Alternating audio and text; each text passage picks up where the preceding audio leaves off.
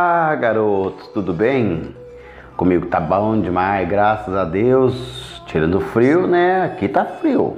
O dia que eu tô gravando aqui tá um gelo, menino. Eu tô achando até que a Elza tá lá fora. Será que não tá, não? Então, vocês viram, o tio cortou o cabelo, ó. Cansou daquela juba, dar uma desbastada na mata, né? Então, é o seguinte. Hoje nós vamos falar... antes nós falarmos... Quero mandar um recadinho pra vocês, ó. Eu sei que nessa época de frio, vocês gostam de vender o banho. Tomar banho, menino. Não vai ficar sem tomar banho. Tá vendo? Então é o seguinte. Dando seguimento às nossas aulas, hoje a gente vai entrar num assunto que, se você for pesquisar na literatura, ele não tá... na verdade ele tá, mas ele não é um assunto separado, tá? Ele se encontra junto com os meios de transporte terrestres, que são os meios de transporte de tração animal. Mas eu acho tão importante que eu preferi fazer uma aula à parte só sobre ele, tá bom? Porque, principalmente aqui em Goiás, né, nosso estado, a gente dá muito valor a isso até hoje, tá? Então é o seguinte... Os cavalos de antigamente, da pré-história, que foi quando eles foram domesticados, eles eram bem diferentes de hoje em dia. Vai aparecer uma imagem aqui do lado, tá? Eles eram bem pequenos, ok? E aí... Deixa eu silenciar meu celular. Desculpa. E aí o homem resolveu domesticar esses animais, tanto para montaria, quanto para... tração, tá? Para puxar algum tipo de coisa, uma madeira. Isso é meio dolorido. Mas eles também consumiam o cavalo, tá? Então, tanto para o consumo da carne e do leite das éguas, tá? Isso era muito comum antigamente. Hoje em dia nem tanto. Em alguns países ainda é comum o consumo de carne de cavalo, no Brasil nem tanto, tá? Mas o preço do quilo da carne de cavalo é bem superior à carne bovina, tá? Eu andei dando uma pesquisada aqui. O pouco que é comercializado no Brasil chega a custar em torno de R$700 o quilo. Você imagina? Então é isso aí, vamos continuar lá na história. Então, uma região que era chamada de Eurásia, que era um país lá no no sul da Ucrânia, junto com o sudeste do Cazaquistão, lá no Oriente Médio, bem longe, lá onde o pessoal se veste árabe, tá bom?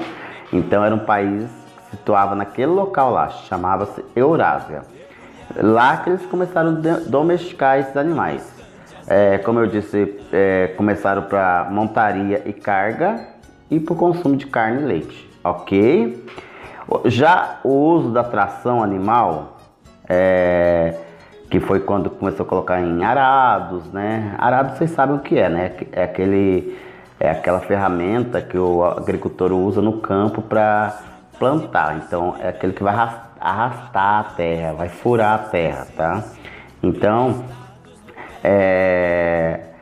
o uso em arado ele veio desde 2.800 anos antes de Cristo, ok?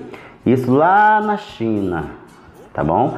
E já na Índia até hoje é usado bois e búfalos para transporte de cargas e pessoas. O uso desses animais é superior ao uso de trens, para você ter uma ideia. Então são mais pessoas e cargas transportadas por esses animais do que pelo trem, ok? Já o carro de boi, ele foi desenvolvido em meios rurais, tá? Como o tio disse, principalmente para preparar a terra. O seu primeiro uso foi nas usinas de açúcar, ok? Então eles tinham força para puxar as cargas de açúcar. Então ele foi usado principalmente lá, ok? Então é isso aí. O carro de boi foi primeiro desenvolvido para as usinas de açúcar. Já no Brasil, tem um evento bem bacana que foi usado o carro de boi, que foi na Guerra dos Farrapos. Guerra dos Farrapos foi uma guerra que teve no Rio Grande do Sul, tá? Então lá, o que aconteceu? Giuseppe Garibaldi, que é um dos personagens principais dessa guerra, ele era um navegador. Um dos seus barcos,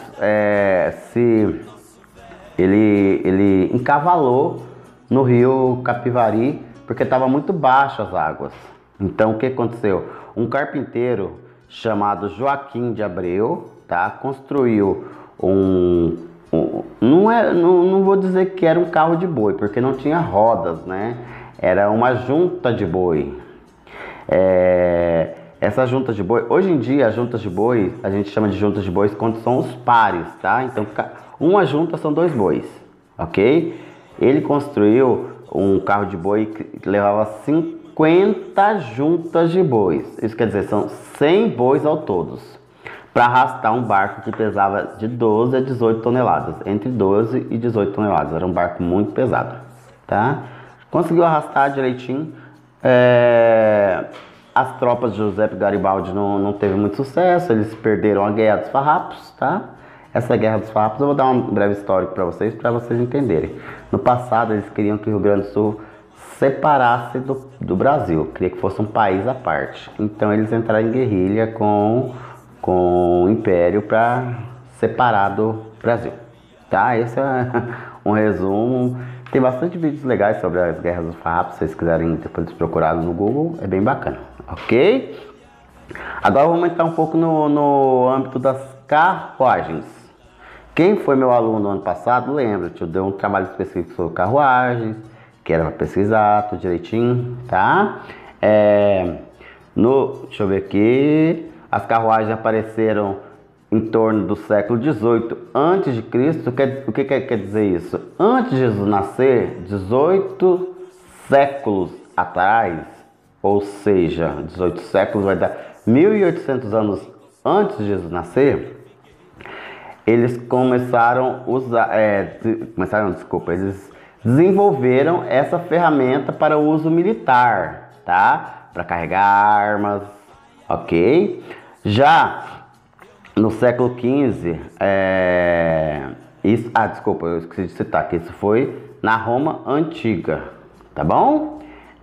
Já no século XV, essas carruagens voltaram de novo ao uso, só que, porém, nesse período, elas foram desenvolvidas para o uso de famílias ricas, tá?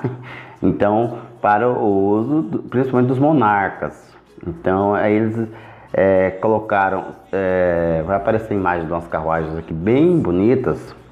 Eles começaram a desenvolver com alguns detalhes em ouro, tá? Uma marcenaria bem bonita, toda entalhada, ok? Então, aí começou a ser usado esse tipo de veículo. Vamos ver aqui onde mais aqui que eu acho. No século XX, essas carruagens praticamente sumiram, tá? E foram substituídas pelos veículos. Ok? Beleza. Deixa eu ver aqui.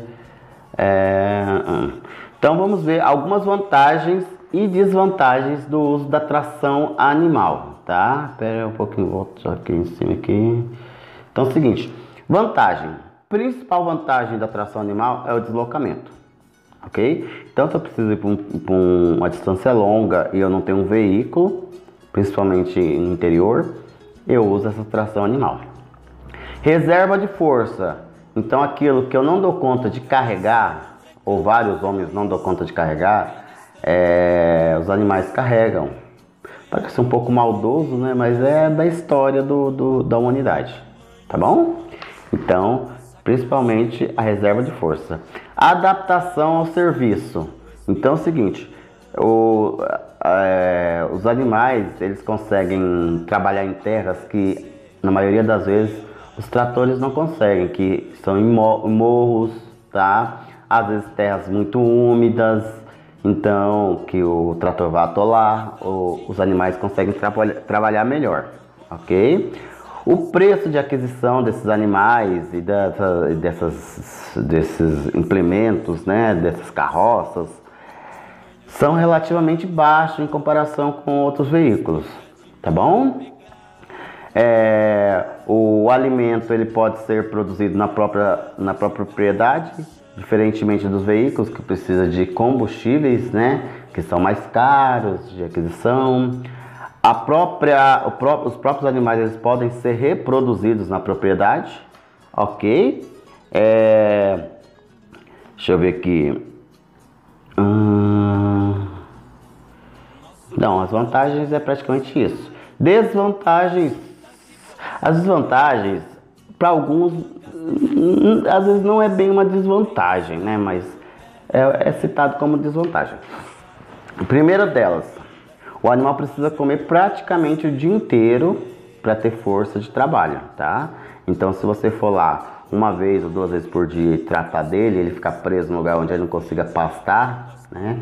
Ele vai começar a ter deficiência nutricional, ele vai começar a emagrecer, ele pode ficar doente. O animal ele come muito, às vezes vários quilos de capim por dia, dependendo do porte do animal, tá? E consome muita água também, ok? Outra coisa, dependendo do serviço, o animal não consegue trabalhar o dia inteiro. Ele trabalha às vezes só na parte da manhã e de tarde, se você tiver mais serviço, você tem que trocar de animal, porque aquele animal da manhã já está cansado, tá bom? Outra coisa que pode afetar também o trabalho dele, o clima. Em climas muito quentes, o animal trabalha menos, tá? A saúde dele também, éguas prenhas não podem trabalhar, tá? Apesar de muitos lugares o pessoal usar, mas não é muito recomendado, que pode causar aborto e ela também tem menos força. A saúde e a alimentação dele também tem que estar adequada, senão ele não consegue trabalhar direitinho, ok? E outra principal desvantagem em relação aos veículos é porque ele é mais lento, né? Tá na cara, ele vai ser mais lento, né? Então é uma desvantagem que eu não sei se ela sobrepõe a vantagem, né? Que é o custo do combustível. Entrando agora no nosso inglês, a gente tem, antes da gente entrar no nosso inglês, nós entrarmos no nosso inglês, nós temos que entender uma coisa. Há algumas palavras que não existem na língua inglesa, tá? Então a gente tem que tentar então adaptar um pouco ao significado dela, tá bom? Por exemplo, uma delas é o carro de boi, tá? O carro de boi lá não existe, então lá não existe essa palavra carro de boi. Se nós formos traduzir ao pé da letra, ele se escreve oxcar, tá? Oxcar, que é ox boi e car é carro, tá? Mas se a gente for olhar assim na praticidade, carro de boi, ele pode ser um carro feito de boi, né? Com o couro do boi. Ele pode ser um carro cheio de boi, igual esses caminhões boiadeiros que tem aí, tá? Então ele tem vários significados. Assim, na minha conclusão, o mais certo de chamar o carro de boi é o mesmo que a gente chama carroça, tá? Que é wagon. Se escreve vagão e se lê wagon, ok? Então, é uma das palavras que não existem lá, tá bom? Tração animal, por exemplo, se escreve traction animal e se lê traction animal. Então, se escreve traction animal e se lê traction animal, ok? Cavalo. Cavalo se escreve horse, H-O-R-S-E, tá? Mas se lê horse, ok? Se lê como se tivesse um R na frente, beleza? Boi. O boi se escreve ox, com X no final, mas se lê ox, tá bom? Búfalo. Búfalo se escreve igual o português, só que com 2 F. Então é búfalo com 2 F, mas se lê buffalo. Buffalo. Bacana, né? Carroça, como nós já falamos, que se escreve vagão com W e se lê wagon, tá bom? Carruagem, que se escreve carriage e se lê carriage, tá bom? Legal, né? E o carro de boi, que foi aquele que nós falamos que se encaixa melhor em wagon, no meu ponto de vista, tá bom? Então essa aí é a parte em inglês. Sobre os veículos de tração animal, os meios de transporte de tração animal, tá? Na próxima aula a gente vai desenvolver algum projeto que seja relacionado à tração animal ou à montaria, tá? Vou procurar alguns projetos que seja fácil da gente encaixar no nosso dia a dia, que não precisa sair para procurar, para comprar, ok? Então eu vou procurar direitinho e aí no próximo vídeo a gente vai desenvolver esse projeto. Pode ficar tranquilo que tudo que o tio procurar vocês vão ter em casa, tá? Não vai precisar sair para comprar nada, tá bom? Então é isso aí. E fora isso, o tio tá morrendo de saudade de vocês e até a próxima. O tio tá doido para voltar logo essas aulas, nossa senhora. Fique com Deus, tchau!